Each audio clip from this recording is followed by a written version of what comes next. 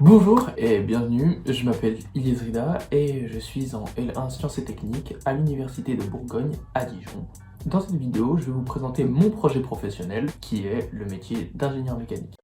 Ingénieur mécanique, qu'est-ce que c'est? Partons de la définition générale du métier d'ingénieur. D'après la définition, un ingénieur orchestre la réalisation des programmes de recherche et de développement dans le respect des impératifs de qualité, de nouveauté, de coût et délai. Il conçoit de nouveaux produits et services, participe à leur industrialisation, optimise l'ensemble des processus, planifie et organise des équipes. Merci Wikipédia. Mais l'ingénieur mécanique, en fait, il peut avoir différentes missions. Il participe à la création de nouveaux produits ou à l'amélioration de produits existants.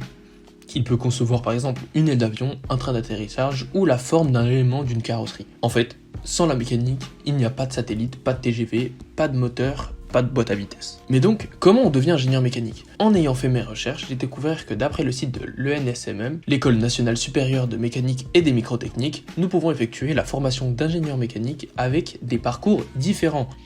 En effet, nous pouvons intégrer l'école après une licence 3 ou après une prépa, et le parcours de formation est le même, contrairement à si on intègre l'école en ayant fait un BTS ou un DUT. Par exemple, si nous passons par un BTS ou un DUT, justement, un semestre de remise à niveau est alors mis en place. Et à partir de la deuxième année, nous pouvons choisir la voie que nous voulons emprunter. On a le choix entre le parcours ingénierie des produits et le parcours ingénierie des systèmes. Enfin, une fois 3 ans passés dans l'école, en ayant bien sûr validé ces 3 années, on obtient le diplôme d'ingénieur ENSMM. Certaines personnes, comme l'étudiant L3 que j'ai interviewé, veulent passer par une autre formation. L'étudiant souhaite faire un master, donc ne pas intégrer une école d'ingénieur et par la suite faire une thèse. L'ingénieur mécanique à qui j'ai posé mes questions a fait une licence puis a intégré l'école des mines de Paris. Donc en soi, plusieurs parcours s'offrent à nous pour devenir ingénieur mécanique. Il n'y a pas une seule voie. Ce qui nous amène donc au taux de réussite des étudiants. Est-ce que tous les étudiants réussissent?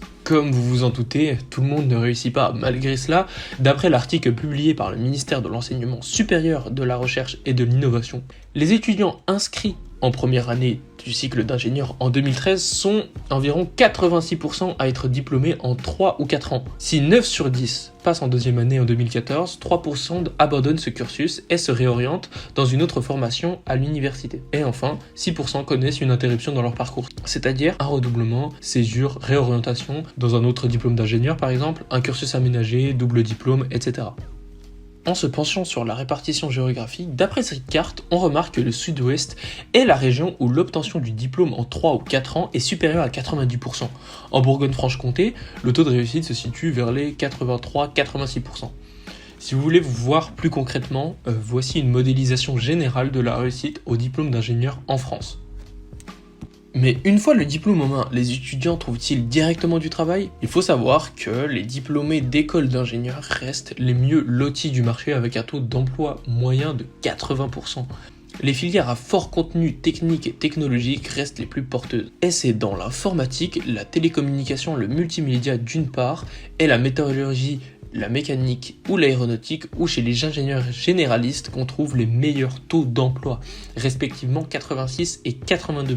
Une fois qu'on est employé en tant qu'ingénieur, que font les ingénieurs mécaniques concrètement?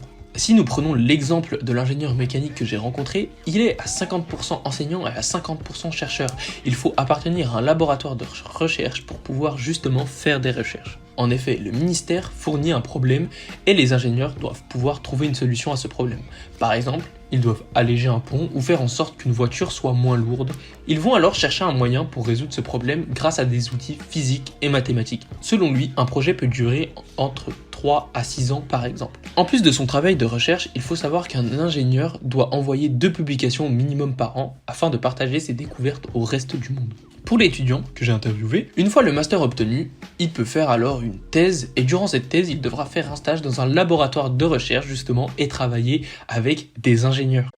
En conclusion, selon l'ingénieur, il n'y a pas de routine dans ce métier. On est entre guillemets libre, on peut enseigner, faire des recherches, aucune journée se ressemble et c'est un des nombreux avantages de ce métier.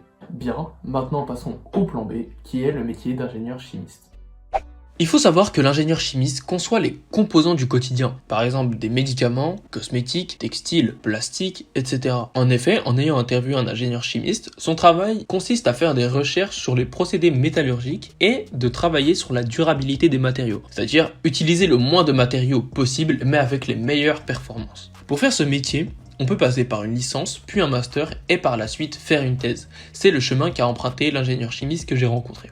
Cette formation lui a permis de devenir docteur et chercheur. Mais le travail d'ingénieur chimiste reste en principe le même que celui d'ingénieur mécanique. Le ministère souhaite résoudre un problème, par exemple comment stocker l'énergie indéfiniment, ou alors trouver une nouvelle source d'énergie. L'ingénieur va alors essayer de résoudre ce problème avec d'autres ingénieurs dans un laboratoire de recherche. C'est pratiquement le même genre de travail, ce sont uniquement les méthodes et les outils employés qui sont différents. Pour conclure, je voulais parler de ce que m'avait apporté le PPE. Cette matière m'a permis de trouver réellement ce que je voulais faire comme métier plus tard, et je pense que c'est une très bonne chose de l'avoir eu en option. Ça nous force à faire des recherches, à vraiment pousser la recherche plus loin et se renseigner sur notre avenir. Voilà, merci pour votre attention et bonne journée ou bonne soirée à vous.